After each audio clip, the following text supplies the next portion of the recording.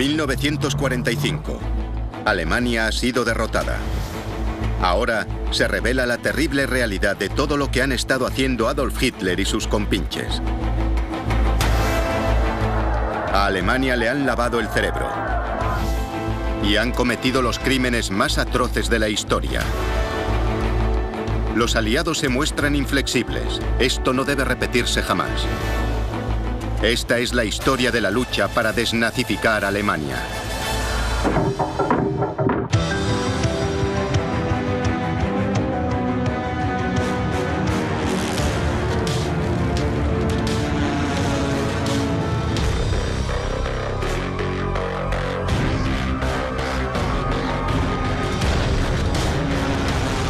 El ascenso del partido nazi. Secuelas. Abril de 1945. Las fuerzas aliadas que avanzan por Alemania realizan un terrible descubrimiento. La avanzadilla de soldados del Tercer Ejército de los Estados Unidos se topa con una imagen que desafía cualquier descripción. Encontraron prisioneros demacrados. Encontraron enfermedades. Encontraron hambre. Fue un gran shock ver aquello. Pero lo que quedó grabado en su memoria fueron los cadáveres.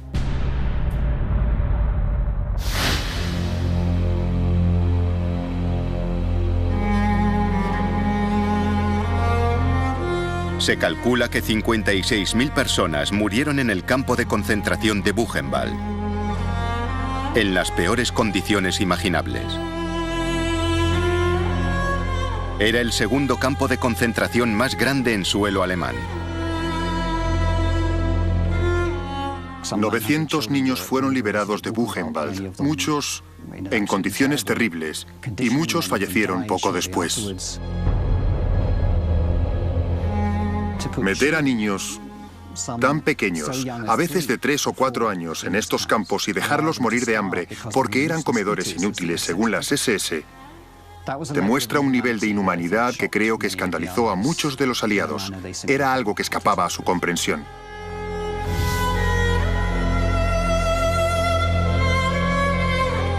La noticia se transmite por la cadena de mando y llega a las altas instancias. 8 días después, los generales estadounidenses de mayor rango en Europa, Eisenhower, Patton y Bradley, visitan el campo. Cuando se abrieron los campos, el sentimiento mayoritario fue de ira. Y personas como Eisenhower lo expresaron así. Debemos hacer sufrir a estas personas, castigarlos por lo que han hecho. A ojos del comandante supremo Eisenhower y del mundo, este tipo de tortura y malos tratos a los prisioneros es un crimen. Se comprometió a que el mundo conociese estos crímenes. Estaba decidido a que se hiciesen públicos.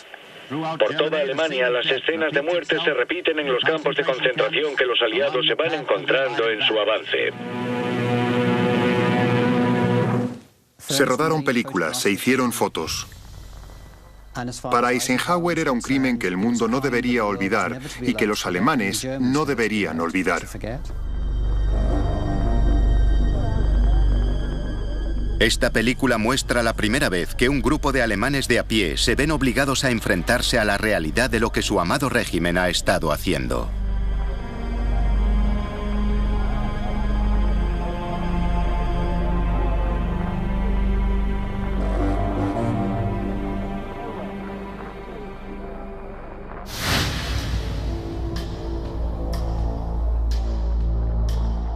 Pero peores que los campos de concentración de Alemania son los campos de exterminio como Auschwitz y Majdanek, en Polonia, liberados por los rusos.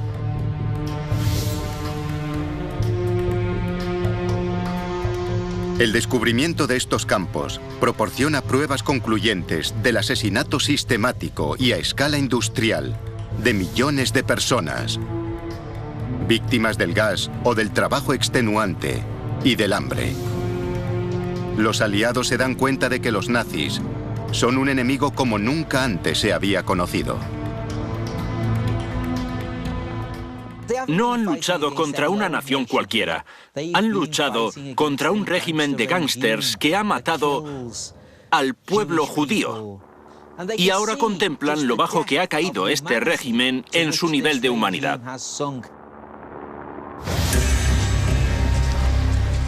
A medida que se va conociendo la magnitud de las atrocidades, se hace evidente también el número de personas que han participado. Parece que casi todos los alemanes están implicados. Está el maquinista que conduce el convoy que lleva a los judíos por Europa. Él sabe qué está pasando, pero no hace preguntas. Está el funcionario que trabaja en algún departamento de Berlín y que es el responsable de conseguir los vagones de ganado. Están los peces gordos que toman las decisiones. Pero si los sumamos a todos, tenemos una máquina asesina.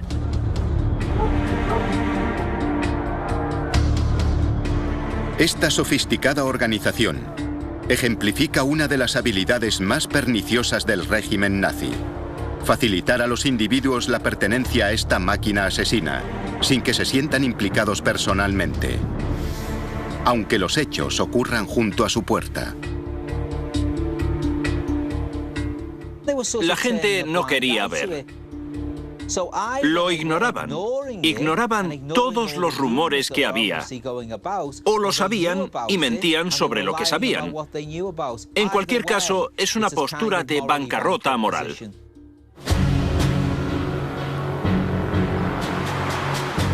La magnitud del crimen es tan grande que los aliados se dan cuenta de que tendrán que cambiar la forma de pensar de todo el pueblo alemán. Los aliados reflexionan largo y tendido sobre lo que es más apropiado y más justo al final de la Segunda Guerra Mundial. Están ante un régimen que conscientemente ha exterminado a poblaciones enteras. Millones de personas han muerto, regiones enteras destrozadas. La sensación es que esto requiere algo especial, algo nuevo. Los aliados necesitan deshacer años de adoctrinamiento nazi y demostrar al pueblo alemán que todo aquello en lo que han creído y por lo que han luchado está mal. Los aliados deciden que deben adoptar un programa de desnazificación. Deben reeducar al pueblo alemán. Se trata de un enorme reto que requerirá tiempo. El país está bajo ocupación militar, gobernado por comandantes regionales con planes diferentes. Es necesario un proyecto uniforme para toda la nación. Los aliados deciden poner en marcha un plan de 3 puntos. Primero, abolen el partido nazi. La población se congrega para escuchar las órdenes y para leer la proclama que suspende el partido, las leyes y las instituciones nazis. En segundo lugar, tienen que identificar a sus miembros criminales. Por último, deben llevar a sus líderes ante la justicia. Pero esto es más difícil de lo que parece. Adolf Hitler, el cerebro criminal impulsor del Tercer Reich, ha muerto. Joseph Goebbels, su ministro de propaganda, también se ha suicidado. Igual que Heinrich Himmler, el hombre responsable del Holocausto. Pero han capturado a Hermann Göring. Él ha estado con Hitler desde el principio. Ha dirigido a los camisas pardas, luchó en el intento de golpe de Estado de 1923 y organizó y lideró las fuerzas aéreas nazis. Es un hombre que durante toda la guerra ha sido el número 2 de Hitler. Ha participado en todo. En la Gestapo, en la solución final. Sus huellas están por todas partes. Es el hombre al que pueden señalar como uno de los responsables máximos de la maquinaria de crímenes de guerra del Tercer Reich. 7 de mayo de 1945. Tras la rendición oficial alemana, los aliados detienen inmediatamente a otras figuras importantes del régimen. Encontraron a representantes de las Fuerzas Armadas, como Keitel, y Jodl, que eran generales importantes. A Dönitz, que había estado al mando de los submarinos y que había sido canciller tras el suicidio de Hitler. A Speer, el ministro de armamento, que había obligado a millones de personas de toda Europa a trabajar como esclavos en la Alemania nazi. Están decididos a demostrarle al pueblo alemán que sus líderes no son más que criminales. Los aliados dan un paso sin precedentes: juzgarlos por crímenes de guerra.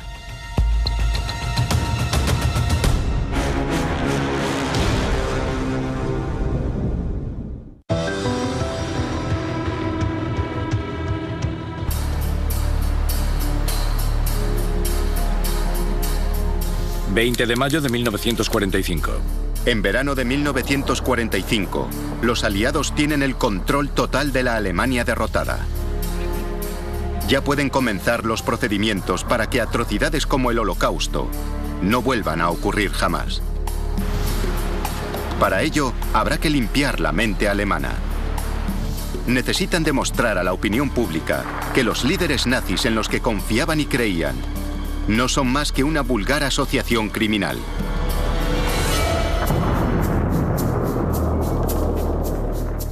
Para estos individuos, ya no valía decir, seguíamos las órdenes del Estado. Los aliados querían demostrar que estos actos, estas decisiones, no fueron simples actos políticos, sino que cruzaron la línea de la ilegalidad. En Londres, durante junio de 1945, el primer Tribunal Internacional del Mundo promulga un nuevo paquete de leyes. Estas definen los crímenes que han cometido los nazis. Había 4 crímenes. Crímenes contra la paz, es decir, empezar una guerra ilegal. Crímenes de guerra, contrarios a las reglas y métodos que establece la Convención de La Haya. Entre los crímenes de guerra se incluye el fusilamiento de los prisioneros. Pero hay cosas peores. Crímenes contra la humanidad, las terribles atrocidades contra el individuo. Y conspiración, la pertenencia a organizaciones criminales como las SS. Participar en esas organizaciones, participar en el régimen, se convirtió en un acto criminal. ¿Qué mejor lugar para demostrar al mundo la maldad del régimen nazi que en el centro neurálgico de su propaganda, Nuremberg?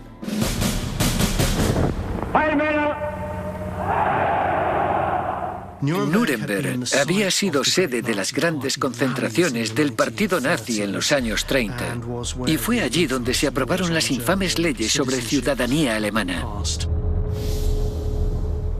A su favor, Nuremberg tiene además un edificio que ha sobrevivido y es adecuado para albergar los juicios. Preludio a los juicios de Nuremberg. La preparación de la sala de vistas del tribunal ante el que serán juzgados los máximos responsables nazis por crímenes de guerra. El Palacio de Justicia, con sus cicatrices y una pequeña renovación, es el lugar ideal. La sala de vistas se amplía provisionalmente para crear una galería para 350 representantes de la prensa mundial y 400 localidades para público. Este será el escenario del juicio del siglo. 20 de noviembre de 1945. Prisioneros.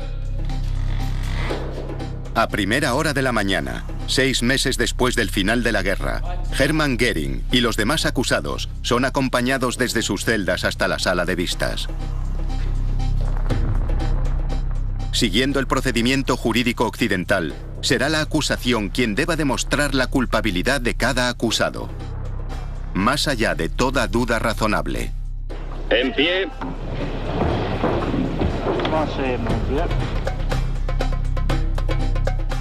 El juez británico Lawrence se dirige a los acusados.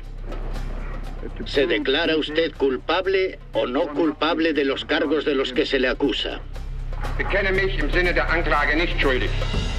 No culpable.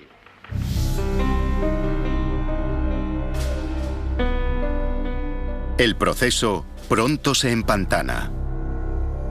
Demostrar la culpabilidad y sobre todo relacionar a los acusados con la solución final resulta sorprendentemente difícil. Me gustaría mucho recordar al tribunal que... Durante el juicio, la acusación se encontró con todo tipo de dificultades. Los acusados argumentaron que aquellos documentos no llevaban su firma, que no estaban relacionados con esa rama en concreto de la administración y, en ciertos casos, los acusados conocían el contexto bastante mejor que la acusación. Las cosas no marchan según lo previsto por los aliados. Goering, en particular, es muy hábil desmontando las acusaciones. Sus inteligentes desafíos y sus afirmaciones osadas embelesan a toda la sala. Pero no durante mucho tiempo. Al final, los aliados lo atrapan. Su as en la manga es el testimonio obtenido del comandante del campo de Auschwitz mientras estaba en prisión. Relata al tribunal la gran complicidad de Goering en la solución final, que por supuesto implica el trabajo en condiciones de esclavitud y el exterminio de los judíos de Europa. Goering es sometido a un careo con los otros acusados, antes de que las defensas concluyan su argumentación en junio del 46. Las pruebas eran tan abrumadoras y se demostró todo tan ampliamente basándose en los documentos, en los testigos y en las fotografías e imágenes de vídeo, que no había ninguna posibilidad de que los acusados saliesen libres. Solo restaba ver cuál sería la condena. 1 de octubre de 1946. A las 3 de la tarde, en privado, ocultos a la mirada de las cámaras y del público, los acusados vuelven desde sus celdas a la sala para escuchar los veredictos. Como nazi de mayor rango superviviente, Goering es condenado a muerte. El jefe de operaciones del Estado Mayor, el general Jodl, y su jefe, el general Keitel, también son condenados a muerte, junto con el ministro de Exteriores von Ribbentrop. Para otros, la condena es de cárcel. El almirante Dönitz, el sucesor oficial de Hitler, es condenado a 10 años. Su ministro de armamento Speer a 20. Y el antiguo viceführer, Rudolf Hess, a cadena perpetua. El mensaje al pueblo alemán está claro. Las personas que les han liderado y por quienes han muerto no son más que delincuentes comunes. Pero Goering no tiene intención de ponérselo fácil a los aliados. Su destino está sellado, pero él tomará dos decisiones finales: cómo y cuándo morir.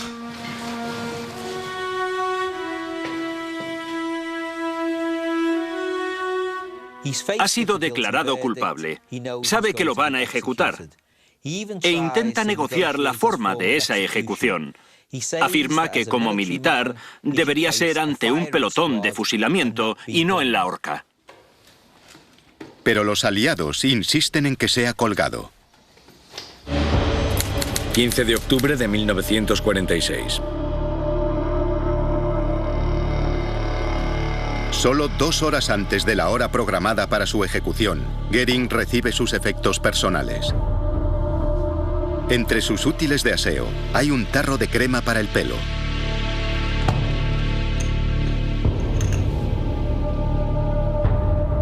Al parecer, en su interior había oculta una cápsula de cianuro de potasio. A las 11 menos 10, el último de los líderes nazis acaba con su vida. Consigue escapar de la horca en el último segundo. Hasta el final, es un superviviente y abandona este mundo según su propia voluntad. Pese a todo, la fase 1 de la desnazificación ha concluido con éxito. El liderazgo nazi ya es historia. Pero ahora, los aliados se enfrentan a un problema mayor: ¿cómo desnazificar a 70 millones de alemanes?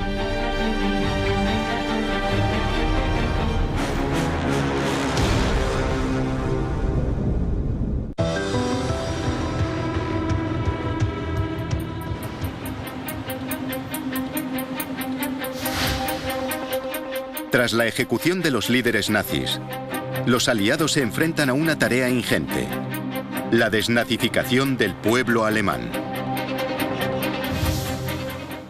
El nazismo dominaba todas las facetas de la vida. En cierto sentido, era casi imposible evitar estar asociado con el nazismo.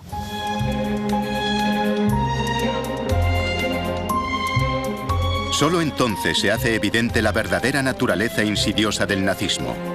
Impregna todos los aspectos de la vida, desde el nacimiento, pasando por el matrimonio y hasta la muerte. Incluso dictaba qué se debía cenar los domingos. El régimen se había apoderado de la sociedad.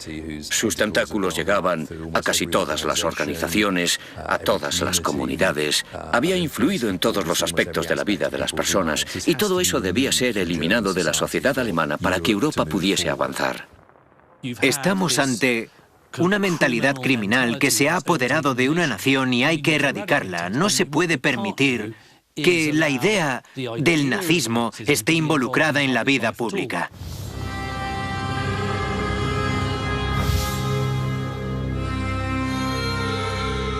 Erradicar todos los aspectos del nazismo es una tarea descomunal. Los signos visibles son fáciles de eliminar. La esvástica se prohíbe y la simbólica imagen del águila se destruye. Pero destruir la mentalidad nazi es mucho más difícil. Hay 8 millones de afiliados al partido nazi. El 10% de la población. Y millones más pertenecen a organizaciones asociadas. El problema de la desnazificación es que pertenecer al partido nazi no te convierte automáticamente en nazi con N mayúscula.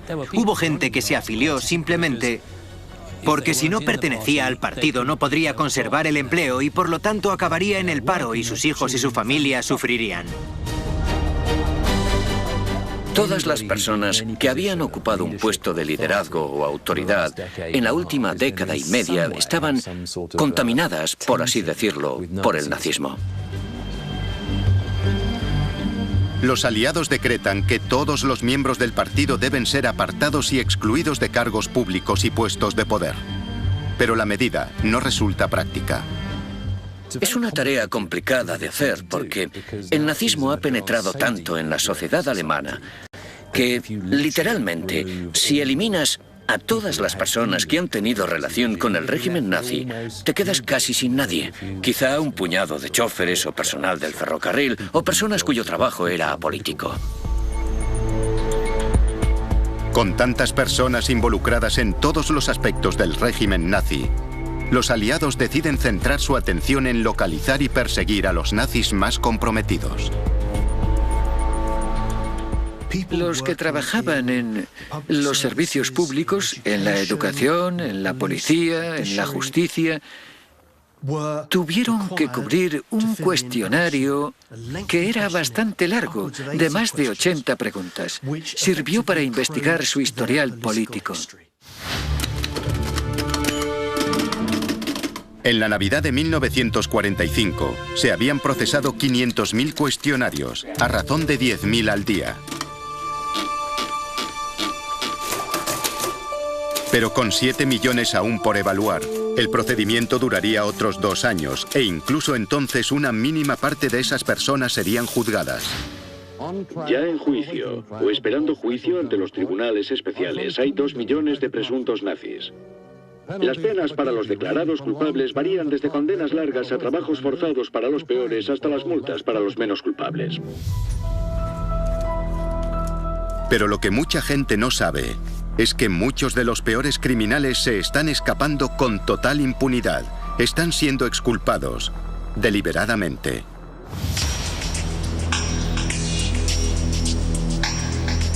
A medida que la desnazificación avanza, los aliados descubren que tienen asuntos más importantes que tratar. Cada vez está más claro que los nazis son el enemigo de ayer. Hay un nuevo enemigo al este, y si eres ruso, hay un nuevo enemigo al oeste.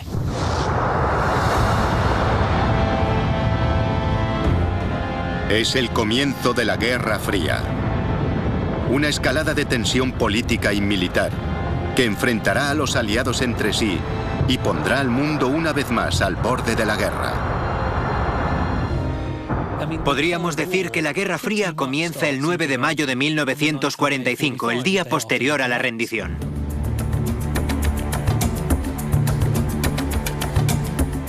Mientras la política oficial pública es continuar la caza de los nazis, en secreto, el oeste ha tomado prestada una hoja del manual nazi y en privado persigue un fin muy diferente.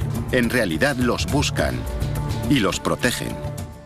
Se puede catalogar de enorme cinismo el comportamiento de los estadounidenses, británicos e incluso soviéticos tras la victoria. Es cierto que buscan a los criminales de guerra, pero al mismo tiempo saben que acaban de invadir un país con un montón de personas importantes, extremadamente cualificadas, que pueden ayudar con proyectos nacionales. El ejemplo más evidente es el de los científicos alemanes que trabajaban con cohetes. El extraordinario programa de cohetes desarrollado por Alemania a mediados de los años 30 está liderado por un joven aristócrata llamado Wernher von Braun. Tiene conocimientos científicos y una capacidad de liderazgo que ha llevado a un grupo de científicos muy brillantes a la siguiente generación de la ciencia. Las armas de Wernher von Braun, la bomba voladora V1 y el cohete V2, habían aterrorizado Londres, donde mataban a más de 15.000 civiles y destrozaban hasta 20.000 casas al día en el apogeo de la campaña. Su V2 multiplica por 5 la velocidad del sonido. Y una vez lanzado, no hay contramedidas eficaces. Esta tecnología está mucho más avanzada que todo lo que poseen los aliados. En 1942, uno de sus cohetes se convierte incluso en el primer artefacto artificial en alcanzar el espacio. Un hito para la humanidad. Los cohetes son el futuro, tanto militarmente como para la exploración espacial. Y un hombre de la cualificación, experiencia y éxito de von Braun no podía ser desdeñado. Los estadounidenses lo quieren. El problema es que, según todos los estándares, von Braun y sus colegas científicos son nazis comprometidos y culpables de crímenes contra la humanidad. Von Braun tenía un oscuro historial en lo relativo a la moralidad. Sus fábricas, sus instalaciones de producción, se basaban en el trabajo esclavista. En esos campos pasaron historias horrorosas de sufrimiento entre los operarios sometidos a trabajos forzados. La cifra de personas muertas en las fábricas y campos relacionados con von Braun supera con creces a las que mataron los cohetes que fabricó. Todo el asunto es moralmente dudoso. A pesar de las terribles atrocidades que ha cometido, los estadounidenses deciden que lo necesitan. En este clima de escalada de tensiones entre las superpotencias, los estadounidenses son los primeros en romper las reglas.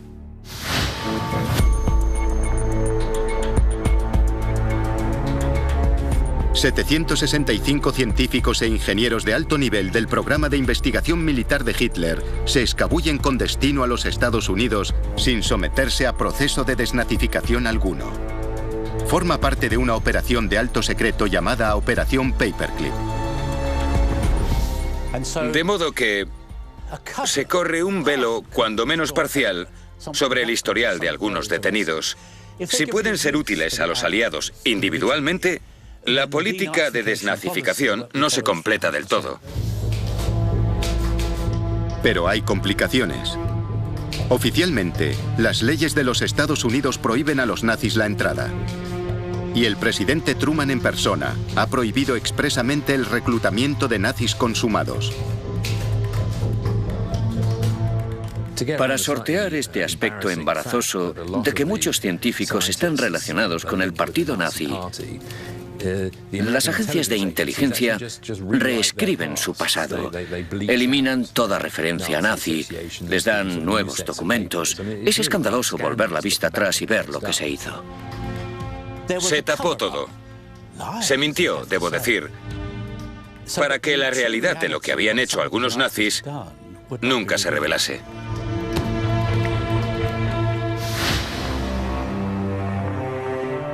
Con su historial inmaculado, Wernher von Braun se convierte en una celebridad en los Estados Unidos. Es una maqueta del nuevo misil guiado del ejército estadounidense. Al principio trabaja para el ejército, antes de convertirse en director del Centro Marshall de Vuelos Espaciales de la NASA. Wernher von Braun es, por así decirlo, la cara aceptable del nazismo. Es un hombre cuyos logros científicos probablemente pesan más a ojos del oeste que su vertiente nazi. Pero los especialistas en cohetes no son los únicos nazis que reclutarán los estadounidenses. A un nivel mucho más secreto, también hacen tratos con la peor calaña de todos los nazis: los responsables de asesinatos y genocidio.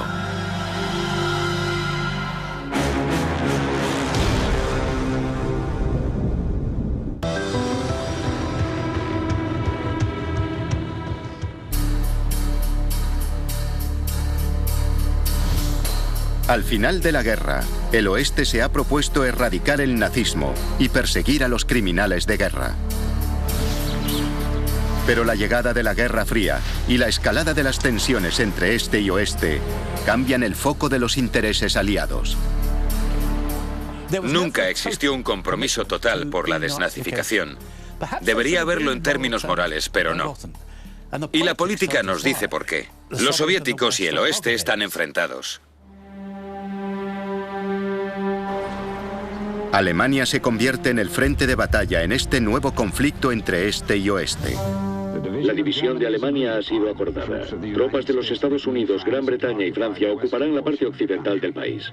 La Unión Soviética la parte oriental. Estas zonas, controladas por separado por los aliados, crean un semillero de intrigas y espionaje que alimenta una atmósfera de sospecha. La zona soviética rodea Berlín, que de facto se convierte en una ciudad dividida, lo que crea graves problemas a las tropas de ocupación.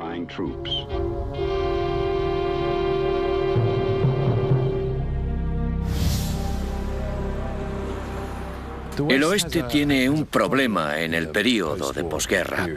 Quiere crear nuevas comunidades políticas que deben ser antifascistas, que no estén relacionadas con la ideología nazi de Alemania.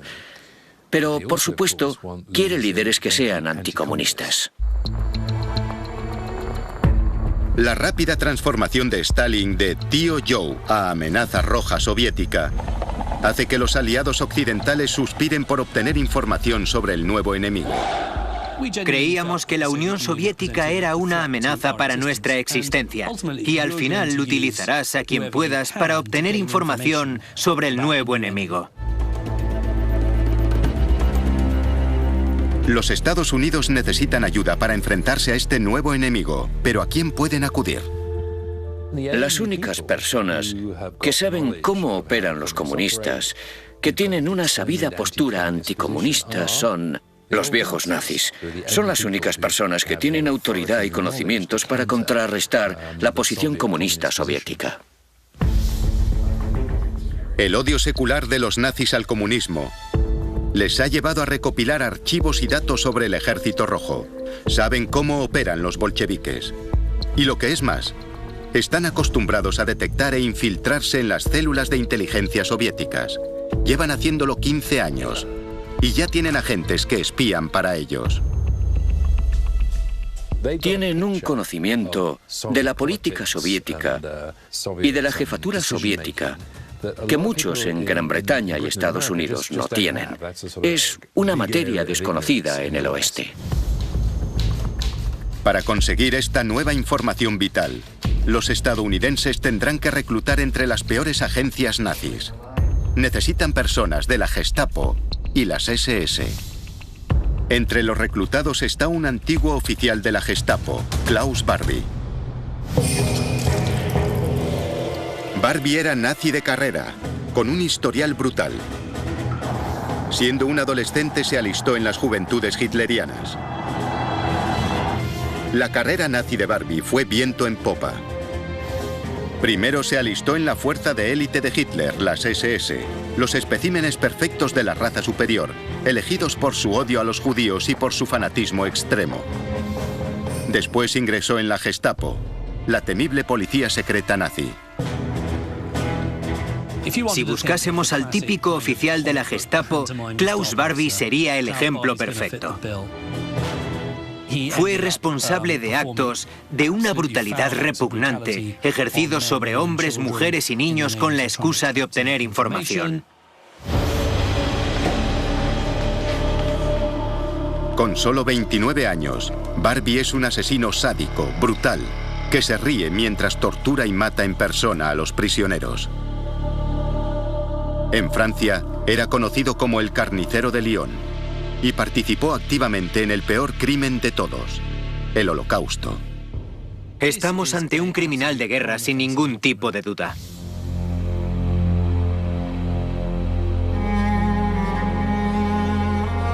Los historiadores calculan que Barbie fue responsable de la muerte de unas 14.000 personas, incluida la deportación a Auschwitz de 44 huérfanos judíos.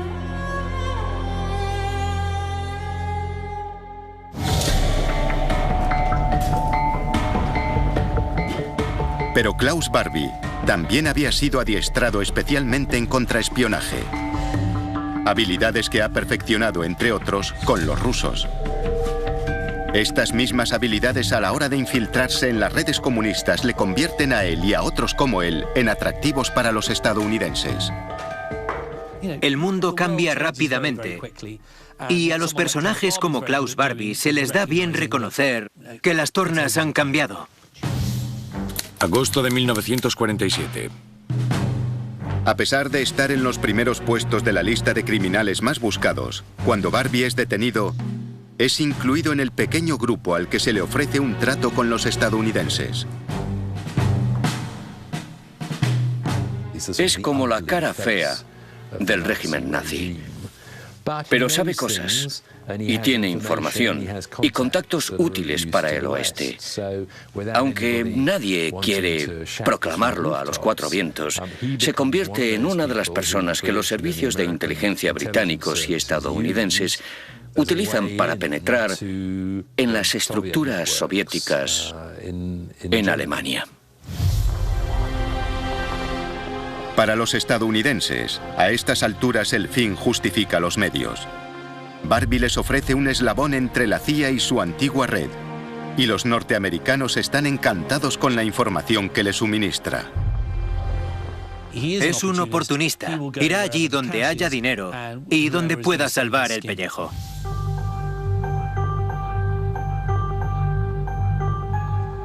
Pero en junio de 1949, la verdad sale a la luz. El hombre a quien los franceses condenaron a muerte por crímenes de guerra está trabajando para los estadounidenses.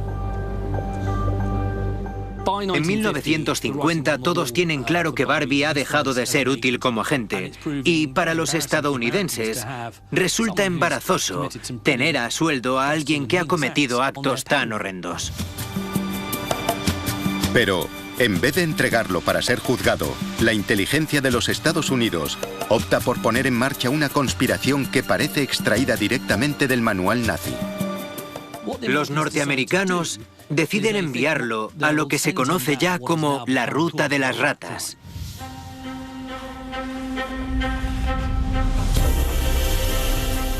La operación Ruta de las Ratas es una ruta de huida preparada para librarse de empleados embarazosos. Los Estados Unidos entregan un pasaporte y una identidad nueva a Barbie, que se convierte en Klaus Altmann. Las rutas de huida pasaban básicamente por Alemania, Austria y cruzaban los Alpes para entrar en Italia y después zarpaban desde puertos como Génova. Apenas semanas después de abandonar Alemania, ya viaja a bordo de un barco con 4.000 euros en su bolsillo. Destino, Sudamérica. Bolivia, Sudamérica. Pasarán 32 años hasta que vuelva a ser visto en Europa. Pero en Sudamérica, bajo su nueva identidad, se mancha de nuevo las manos de sangre. Es de esas personas que florecen con las dictaduras y durante los años 50, 60 y 70 se las arregla para trabajar con varios regímenes horribles y corruptos. Si hay algo turbio en marcha en Latinoamérica en los años 60 y 70, podemos apostar a que Klaus Barbie estará implicado de alguna manera. Y la verdad es que también se hace muy rico. Aunque casos como el de Barbie no abundan, a medida que pasan los años, el celo por perseguir a los nazis comienza a remitir. La desnazificación concluye oficialmente en 1951.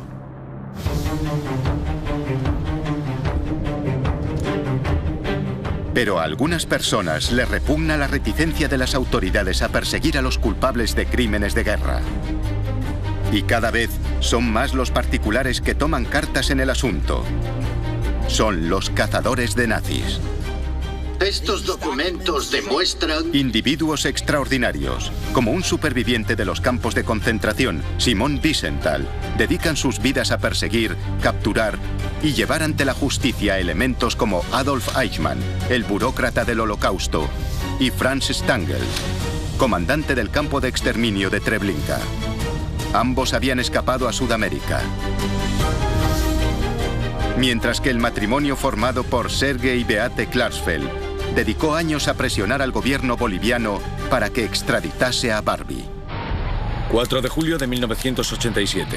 Gracias a los esfuerzos de los Klarsfeld, Barbie es devuelto entre gran expectación a Francia, donde es declarado culpable y condenado a cadena perpetua. Muere en la misma cárcel de Lyon, en la que había cometido tantos actos infames en los años 40.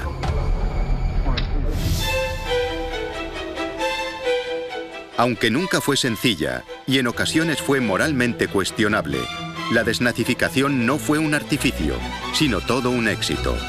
Su mejor testamento es la Alemania actual.